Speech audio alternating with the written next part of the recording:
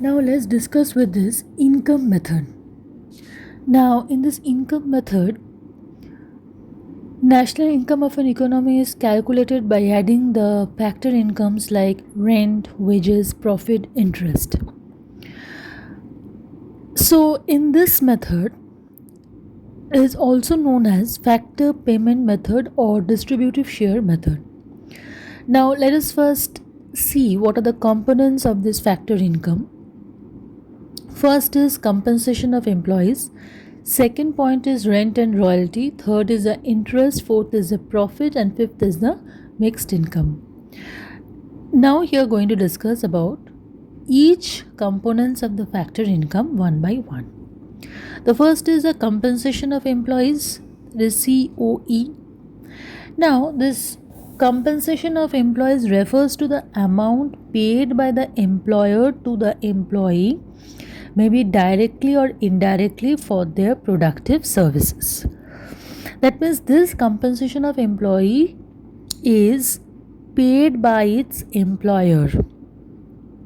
Next is this compensation of the employees includes all kind of payments and benefits received by the employee. All the kinds of benefits, each and every kinds of payments, all kinds of benefits is received by the employee. Now let us discuss what are the following elements that are included in this compensation of employees. The first is wages and salaries in cash. Now it consists of all the monetary benefits like salaries, wages, bonuses, commissions, dearness allowance, etc. Next is wages and salaries in kind. That means it includes all the non-monetary benefits like health and education facilities, rent-free accommodation, free car. Then this imputed value of such benefits is calculated in the national income. Next is employers contribution. Like it consists of the employer's contribution to the employee's security. For example, contribution in gratuity, provident fund, labor welfare fund, etc. Next element which is included in the compensation of employees is the retirement pension. Now there are three exceptions in this element of this compensation of employees. First is the reimbursement of business expenses incurred by an employee will be excluded from this compensation of employees, because this type of expenses are the part of the intermediate consumption of the business enterprises. Next is facilities which are essential at the workplace are not included. For example, payments for uniforms, helmets, safety shoes worn by the employees at the workplace are the part of the intermediate consumption of the business enterprises. Next exceptions in the element of the COE, that means compensation of employees. In case of any injury at the workplace or on duty, compensation to the employee by the third party, maybe say insurance company, is not in the part of this compensation of employee. It is because the third party is not an employer of that employee. Next, second point is the rent and royalty. Rent is that part of factored income that arises from the ownership of land and building.